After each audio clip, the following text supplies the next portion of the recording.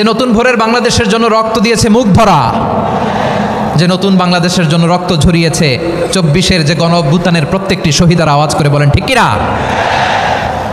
আল্লাহ তাআলা আমার দেশকে তুমি নিরাপদ করো, শান্তিময় করো, আমরা যেন স্বাধীন সার্বভৌম বাংলাদেশে মাথা উঁচু করে বিশ্ব দরবারে দাঁড়াতে পারি। আল্লাহ তুমি তৌফিক দান করো। আওয়াজ করে সবাই পড়ি আমিন। প্রিয় ভাইয়েরা, আমি আর কাল বিলম্ব না করে আসুন সরাসরি মহাবিশ্বের মহাগ্রন্থ আল কোরআন আল কারীমের তাফসীর শুনি। আমি আজকের এই চমৎকার রজনীতে আলোচনা করবার জন্য সূরাতুল আহজাবের 45-46 এই দুটি আয়াতকে চুজ করেছি। এই দুটি আয়াতের আলোকে কিছু কথা আপনাদের সাথে শেয়ার করব। আওয়াজ করে পড়ুন ইনশাআল্লাহ।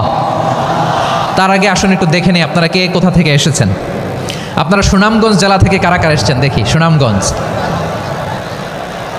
মাশাআল্লাহ মাশাআল্লাহ মাশাআল্লাহ, ঠিক আছে, হাত নামাও। সুনামগঞ্জ গেল। হবিগঞ্জ, হবিগঞ্জ, ঠিক আছে, হাত নামাও। মৌলভীবাজার দেখি, মৌলভীবাজার,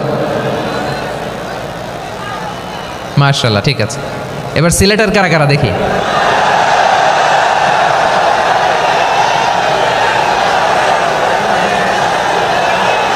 মাশাআল্লাহ মাশাআল্লাহ, বক্কা বক্কা, ঠিক আছে ঠিক আছে, মাশাআল্লাহ মাশাআল্লাহ, I like it, I love it, মাশাআল্লাহ। সুনামগঞ্জ, হবিগঞ্জ, মৌলভীবাজার, সিলেটের এই 4 জেলার বাইরে থেকে কারা কারা আসছেন দেখি। মাশাআল্লাহ, অন্যান্য অনেক জেলা থেকে আমার বাইরে এসেছে, মাশাআল্লাহ। আল্লাহ সবাইকে কবুল করুক। আজকের এই প্রোগ্রামকে, এই তাফসীরুল কোরআন মাহফিলকে আমাদের নাজাতের ওসিলা বানাক। 3 দিন ব্যাপী দেশের প্রথিতযশা অত্যন্ত বিজ্ঞ প্রাজ্ঞ ওলামারা যে সমস্ত আলোচনা, দিক নির্দেশনা এই মঞ্চ থেকে আমাদের জন্য রেখেছেন, আমরা যেন সেগুলোর উপর আমল করতে পারি। আল্লাহ তৌফিক দান করুক। প্রিয় ভাইয়েরা, বড় গ্যাদারিং, অনেক বড় শোডাউন, জনপ্রিয়তা, এগুলো আমাদের উদ্দেশ্য না। আমাদের উদ্দেশ্য হচ্ছে আল্লাহর সন্তুষ্টি। সিলেট, আওয়াজ করে বলো, আমাদের উদ্দেশ্য কার সন্তুষ্টি? আল্লাহর সন্তুষ্টি।